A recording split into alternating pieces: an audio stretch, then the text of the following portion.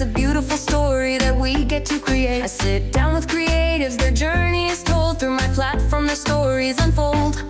It's a muddy life where we get deep, telling our journey we heal. What we do with the cards we're handed in life's deal. It's not always fair, and sometimes the days get tough. Sometimes along the way the journey gets rough. But if we share how we deal with the pain and how we've grown, we can all help each other to know that we are not alone. Find the healing through therapy, that is our art. Hear how pain and music mend the wounds of the heart. I'm Muddy Monroe, leaving my mark and making a way, hoping to inspire those still stuck in their darkest day.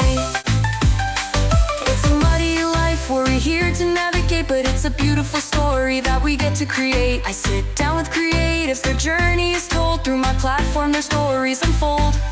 It's a muddy life where we get deep, telling our journey we heal. We heal. What we do with the cards we're handed. Welcome back to The Muddy Life, where we blend creativity and real life like a masterpiece in progress. I'm your host, Muddy Monroe, a visual artist, media student, and unapologetically real storyteller. Today I'm thrilled to welcome someone whose music has been making waves, connecting with hearts and ears alike. From his raw lyrics to his defying sounds, Ryan Bronson's journey is nothing short of inspiring. Ryan has released multiple albums, including his latest, Equilibrium, which features hits like Through It, A Lot of Passion, and Fresh, the dark version. His work dives deep into themes of perseverance, self-discovery, and love. Let's hear more about his life, creative process, and what drives his passion for music. Ryan, welcome to the show. What an intro. How are you? I'm good. How about yourself? Thanks for having me. Good. Now, Ryan, your music often feels like a story in motion, each track peeling back another layer of who you are. Can you share a little bit about your journey into music and how you developed this authentic storytelling style? So I got into it when I was elementary school, but I started writing poems really young. And then when I was in college, I played baseball in college and hurt my arm, and some friends of mine had some studio equipment, so we started playing around with like the IMT Paint app on our phones and some studio equipment. And as I was trying to rehab from that, I fell more in love with the music side of things, and just like this is what I'm gonna do, and haven't looked back since. So do you remember the first poem that you wrote? I don't. Oh. I really don't. I wrote like short stories when I was in like kindergarten and first grade that my mom had someplace back at my house, at my parents' house. And then, then I started like in poetry, like as I got a little bit older, and then like freestyling on the IMT Paint app. So there's a lot of it that was just random gibberish that I have no idea what it was. But you were that young and was writing stories?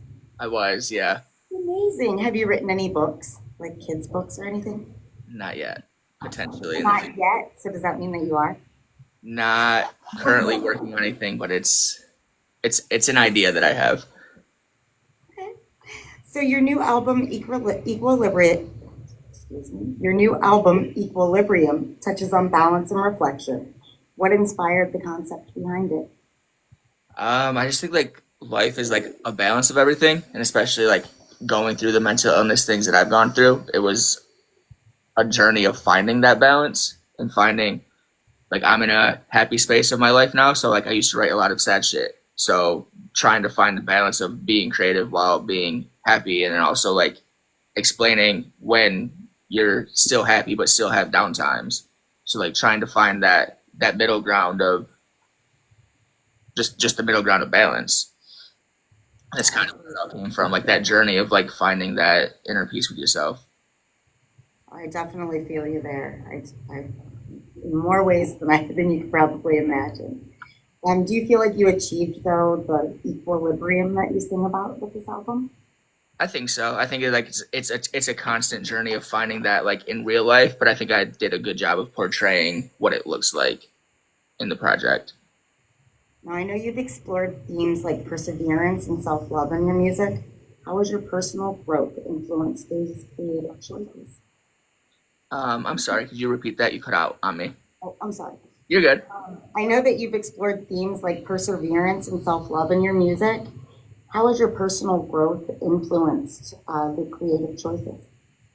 I would say a lot. I think like if you were to not telling people to go back and listen to my back catalog because it's god awful, but if you were to like listen back to my earlier stuff, you can like definitely tell just like how time and experiences have matured me through the years. It's like a audio diary of sorts of like things that I've been through, things that I was doing back then. Like you can just tell the themes of the music have gone from a adolescent college kid that was partying all the time doing dumb shit to a young adult trying to figure it out. So when was it that you actually released the very first thing publicly? I would have to double check, but I think it my first album came out in January of 2013. And how old were you then? 20. Okay. Yep. So you played around with it for many years then before you actually released anything publicly? I had like put out like little songs on YouTube, like remixes of popular songs and things like that. So like I had put those out publicly, but like as far as like original music goes, that was the first thing that I had put out. So did you ever do anything with the stuff that you wrote when you were a kid? No, my mom still has it somewhere. It's I feel chilling. like I feel like you need to make that into your that's going to be your children's book. That can stay exactly where it's hidden. Now you have been releasing music consistently over the years, even through the like the pandemic. So what kept you going, and how has your process evolved since your earlier work, like Reflections on Pandemic? I would say you there. Pause out on me. Yeah, sorry. No worries. I would say that what kept me going is like I have to do it for my own sanity. So whether I saw success with it or not, I would still be doing it. And I'm just one of the lucky people who like learned how to market it so that way I could turn it into my job. But I would be doing it with or without it being my job anyways, because it's just therapy for me. I've had so many people say that to me, and now I can write pretty well. I can't sing to save my life, but I definitely know what you mean with art of all different sorts being therapy. Have you tried any other mediums of art? Have you tried instruments or painting or I used to play drums. Back when I was in high school, I was in the band and played drums. I can't draw a stick figure, so but instruments are cool. Like I said, drums, but yeah, I can't draw for shit. And when I was in school, I did like pottery and art class. That was fun. But outside of that, uh, music and beer. music and beer? You know what's funny though is I started to ask you what the when you played in high school what the name of your band was, and I thought you were telling me the name of it was Stick Figure. Oh no no no, no! I wasn't in a band. I played like in the school band. Oh, okay, okay. So it was just like whatever marching band or something. Yeah, I was in there for a few years, and then decided to play sports instead of stay in that because sports went year round if you were like in travel leagues and shit like that. You still play any sports? I can't really lift my arm above my shoulder, so not so much. I'm unathletic these days. Okay. So you do some collaborations as well. Um, and how do you choose who to collaborate with? So it depends on like who it is. A lot of times, like if it's somebody like if they have dope music and I like their work ethic, I like what they're putting out. I'll just be like, "Yo, your stuff's dope. Like let's work on something." Sometimes they reach out to me, and then when it's the bigger artists, I usually pick it on like for instance the Jaron Benton record that I have. I have two with him on the project. Awesome. Yeah, I have two with him on there, and I've looked up to Jaron since before I started making music, like back when he was on the Funk Volume label with Hobson and Dizzy Wright. So a lot of times when I get in positions like I've where I can leverage what I've done to work with people who I've looked up to, I always try to like do that for my own bucket list moments. Now, what's the most rewarding part of working with the other artists? just the respect factor of it, like knowing that my hard work was able to put me in a position to for them to see what I do as adequate to work with somebody that I've looked up to for that long. It's like, okay, like I sharpened my sword sharp enough to fuck with the best of them. There you go. Now, your lyrics often touch on deep and emotional themes. You've already kind of mentioned, it's therapy for you, but how has your mental health journey influenced your music?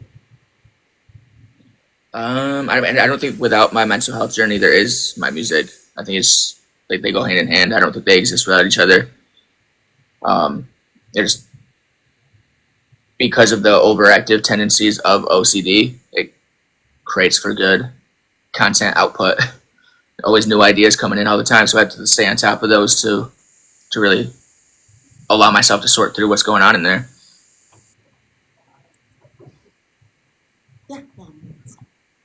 Now, the entertainment industry can be intense. What strategies do you use to stay grounded and balanced? When I was younger, I got really like caught up in the idea of like being famous and things like that, and I was able to peek behind the curtain and see that I don't want to be a part of that. I just want to make a living off what I enjoy doing and make a actual relationship with the people who support me and what I do, and hopefully be able to support my family off that. So I just stay the fuck out of it. We do talk a lot on the show about mental health and in the entertainment business. As we've talked about earlier, that if there's anything that you're not comfortable with, we'll move past it. But do you mind sharing with us what your mental health diagnosis is? Yeah, I got diagnosed with anxiety, OCD, depression, and Tourette's when I was in fifth grade. And luckily, I was able to like there's two different kinds of Tourette's. There's one that's stuck with you for forever, and then I had childhood Tourette's, so I outgrew the Tourette's. But I still have the anxiety, the OCD, and depression. Do you think that the anxiety stemmed from the Tourette's and that the depression stemmed from the anxiety? Yeah, the depression is a direct result of the anxiety, and then the OCD is just there. Do you think music helped you with like the Tourette's part as well? Because I've seen that on, with other people that if they're able to focus on something that they're, really interested in, It definitely helps with like the OCD and the anxiety and stuff. I didn't start making music at like a young enough age to where like I had outgrown the Tourette's before that had been a thing. Okay. Now, do you think that enough is being done to support mental health in the entertainment industry? And what changes would you like to see? I don't think there's enough being done for mental health in any industry at all, if I'm being honest. I just think like the awareness isn't there for it, and I think it comes in so many shapes, different sizes, and things like that I just wish there was a little bit more awareness of it. There is more of an open conversation happening of it, but I still think there's a lot of people who downplay what's actually happening because they can't physically see it. Like it's very hard for somebody to understand if they can't see it, and I do understand like from the other side, it's very hard to understand if you haven't experienced it yourself. So I just wish there was more of a level of communication about what it looks like in people and an understanding of just certain things probably aren't okay to say, and if somebody's doing something that might look off to you, there's probably a reason they're doing it. Right. And I'm actually working on the kind of the beginning parts of getting funding and everything to do a documentary, but it's specifically about the entertainment business and mental health, because I think a lot of times people don't realize that people who are perceived almost in a way to be perfect, or they're put on like that pedestal, the pressure that puts on someone and how that affects the mental health. Like, you're put on this pedestal and you almost feel like any movement and, you're going to stumble, but then that stumble is scrutinized to a point to where it's not like, just anybody else that kind of has that happen. And, yeah, I think people forget in the entertainment industry that the entertainers are human also. And if somebody was to come into somebody's office job cubicle and criticize everything that they did outside of their job, they might not like that so much. Oh, absolutely. Now, do you have any stories about fans who have reached out to you about how your music has impacted their lives? Yeah, a lot of them. The a big part of that song "Broken World" that I had about PTSD and stuff. A lot of big part of that song came from a fan story. So a lot of them have said that the music has saved their life, which is really it's an honor to hear, but it's also a lot of pressure to hear sometimes. Oh, yeah. But yeah, it's really cool when I get to hear the stories, and I'm grateful that they trust me with them.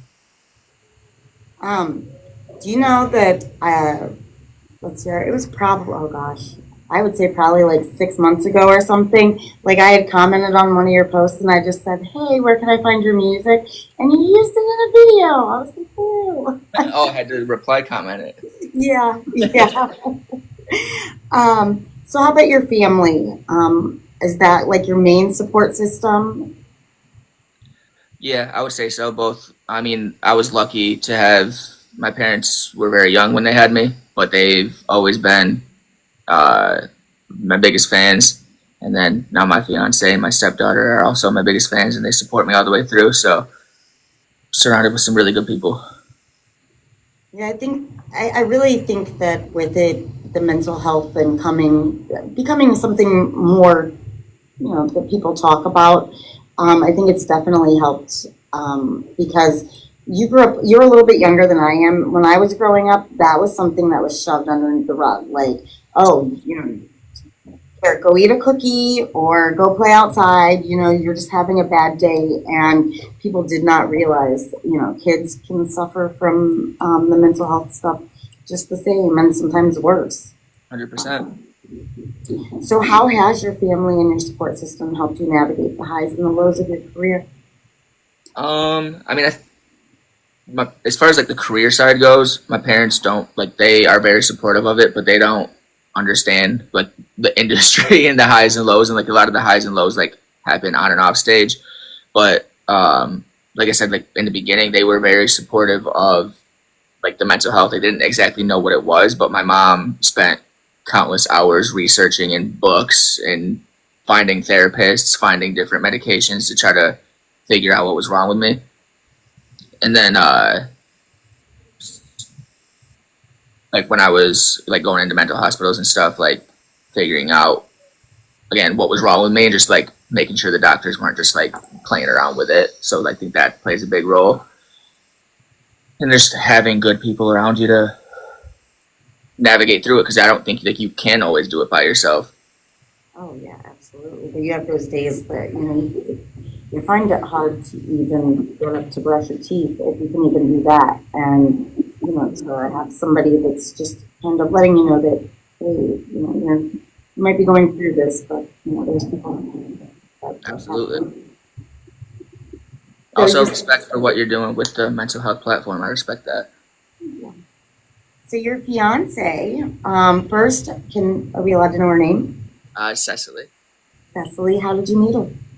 I was opening for Chris Webby in Iowa, and she was going to see Webby, didn't see my set, and I was drunk and walked up to her afterwards because I thought she was pretty. Aww. When did you guys get engaged? Last August. How did you do it? I took her to a restaurant that we had looked at and went on the rooftop up there and did it up there. Oh my gosh, that's so. So, how do you balance your career and your relationship? I'm lucky. She's very supportive of what I do. Her and my stepdaughter are both my biggest fans. She's gotten some co-write credits on a few of the songs, so I treat it like it's my 9 to 5. So when I'm on the clock, I'm working. When I'm not, I'm with my family, and that's kind of the way I want it. That's why I said before that I didn't want to like go into the fame side of it, because I don't think that there's that work-life balance there. So I just want to do what I like and also take the time for what's important to me. That's family. Now you said you have a stepdaughter, I do. and how old is she? 8. What does she think of this? She tells everyone that I'm a YouTuber. Okay. Um, Now, does your fiance, was she kind of familiar with the demands of the industry before you guys got together, or was this a kind of a shock for her? She had an idea of like what went on, and then she's obviously like learned and picked up on quite a bit, but she had a pretty solid idea of what went on. Now, if you could go back and give advice to yourself when you were at your lowest point, can you tell us what age that was and what you would tell yourself? I was probably, oh man, what's time? um, I think for all of them, just like that, it's just a bad moment, and that it will eventually pass.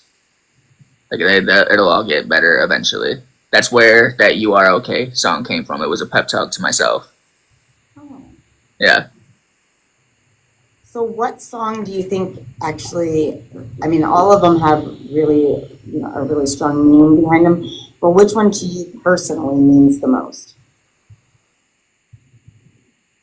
Probably the "You Are Okay" one, because like I said, that was like the pep talk to myself. I was like, this is when I'm like, I'd always had the idea and like the hunch that it could help other people. Or I was like, well, if it's helping me, why don't I like use that power to also help other people with it? And I think that was like the turning point of like the style of writing that would allow for that to happen.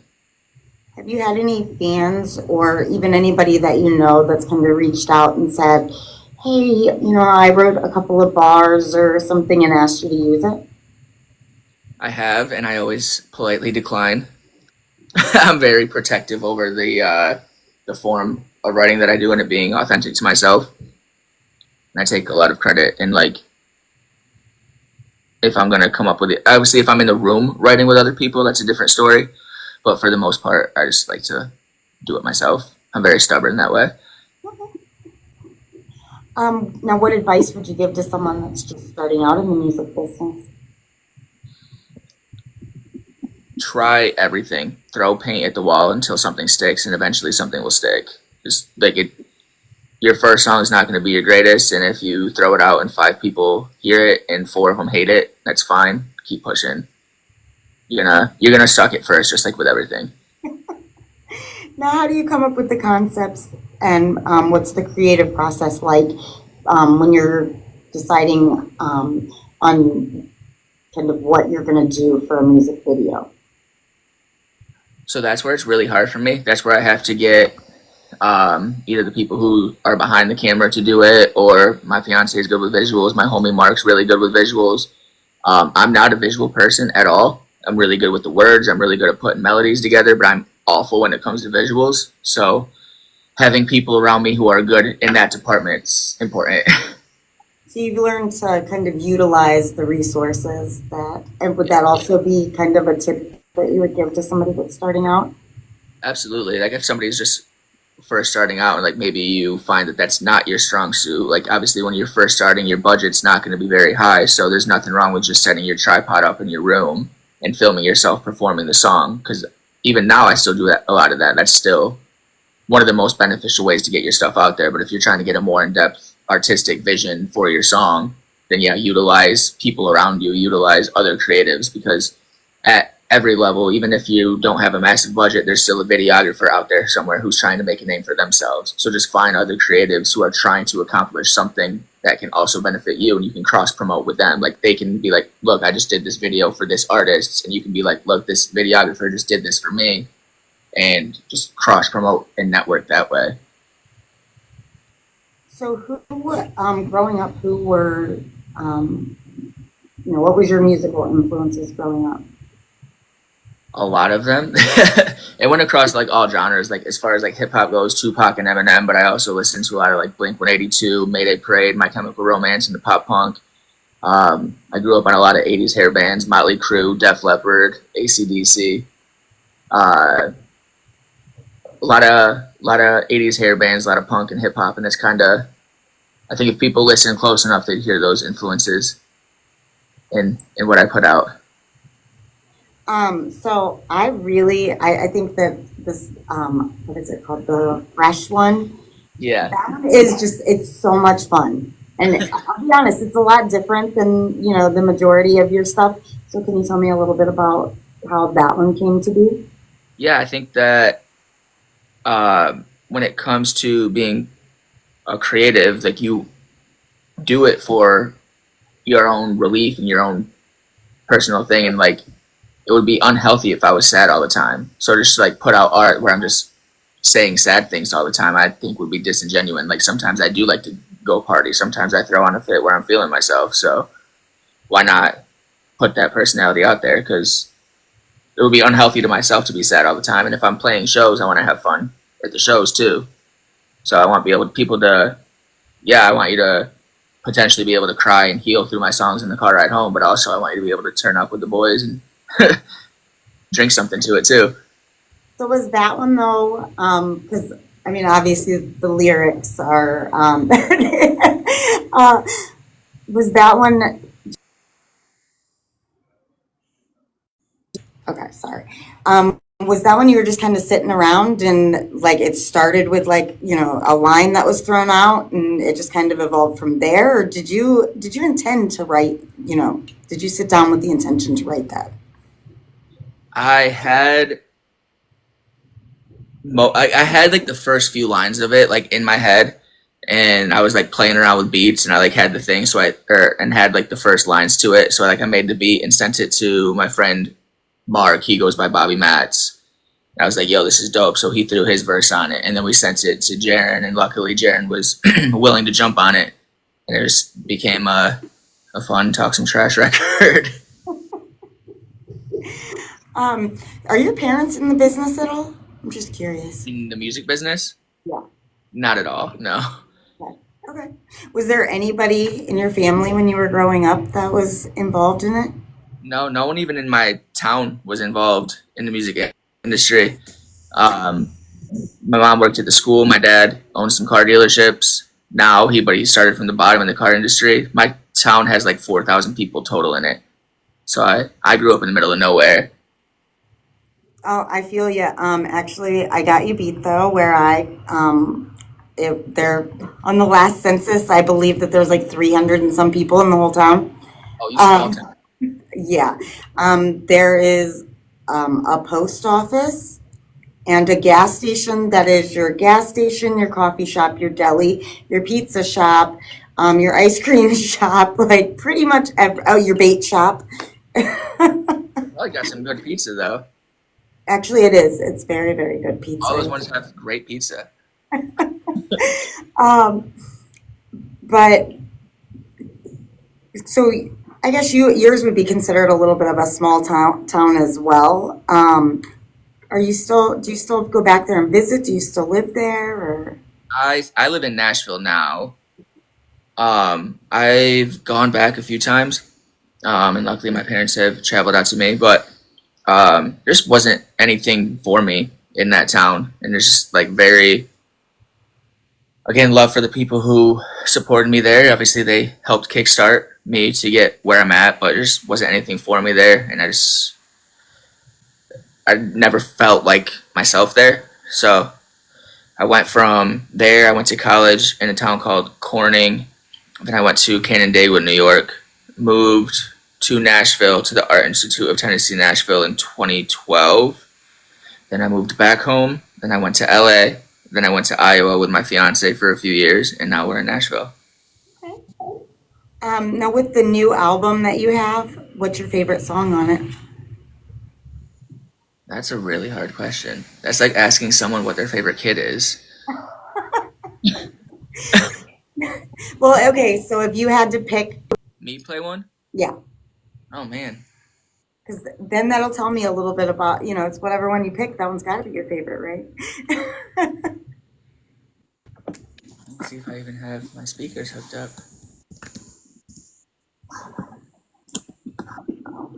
There's, yeah.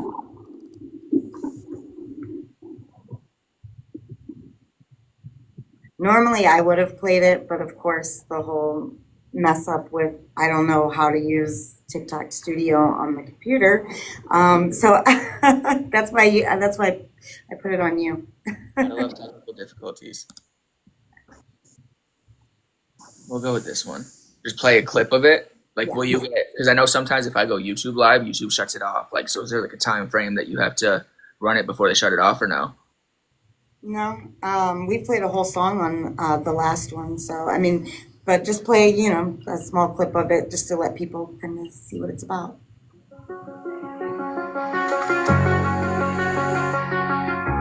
So can you hear that?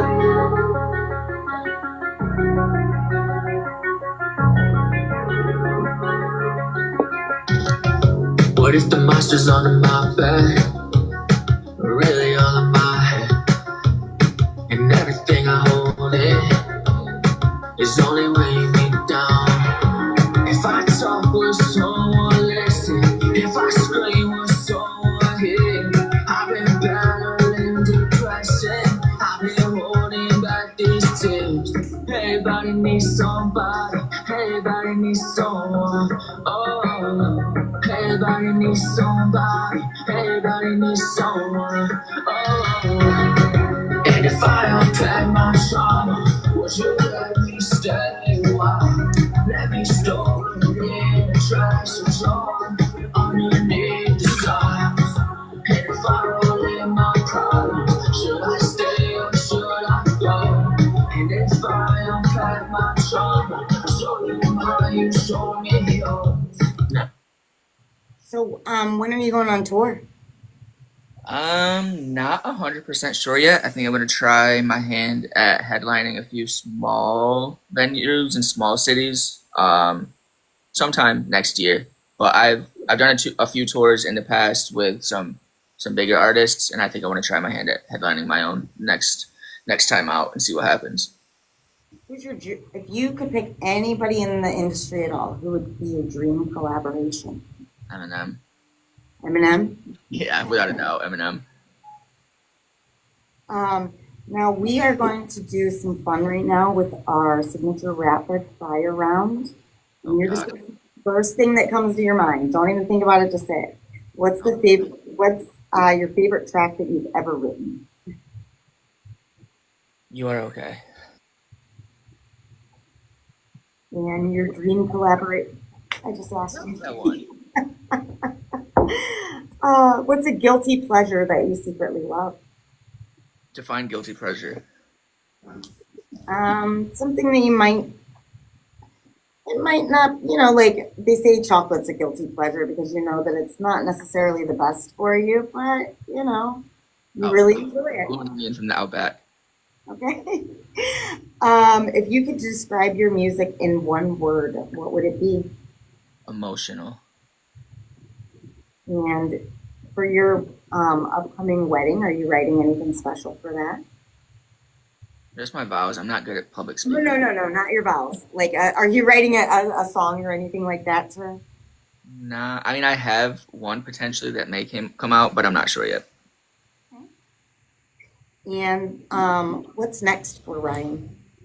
I'm gonna do a bunch of singles coming out. Haven't decided yet the release schedule of them for next year, but I have a bunch of singles that are ready to come out at the top of the year while I'm getting ready to work on the next project. I have to figure out a full concept. It takes me a very long time to go from album to the next concept to the next one. So for the meantime, I got a lot of cool singles and videos and things like that coming. Okay, so the next question that I'm going to ask you is kind of a two-part, and there's a reason why I'm going to ask you it. So where do you see yourself in a year, and where do you see yourself in 5 years? In a year, hopefully just continually growing the career, moving and expanding and growing. And then 5 years, same thing, hopefully having more kids and just growing everything. And the reason that I asked you is because I plan on, in a year from now, we're going to sit down and we're going to talk again. And then in 5 years, we're going to sit down and we're going to talk again. And we're going to go back and we're going to, kind of play clips from this and just kind of see how both of us have grown. I hope I don't have a lot of gray hairs by then. Just use like, what is that? Just for men or something? There's hats. Who knows? I mean, by If I then do, you know it why? does. By then the whole thing will probably like just make us look great anyways. They have all kinds of filters now anyways. Yeah, if I'm wearing a hat by then, you know why? Just shave it. So can you tell everybody though where they can find you? Yeah, any place Not that music, physically find you, but you know. yeah, any place that music exists, like streaming platforms, Spotify, Apple, YouTube, just type in Ryan Bronson, I'll pop right up. And then all of my socials are I am underscore Ryan Bronson. Now, if there is someone that is watching or listening, and they have related to your lyrics and not for necessarily the good reasons, what would you like to tell them? Hmm. I mean, it sounds cliche, but just keep going.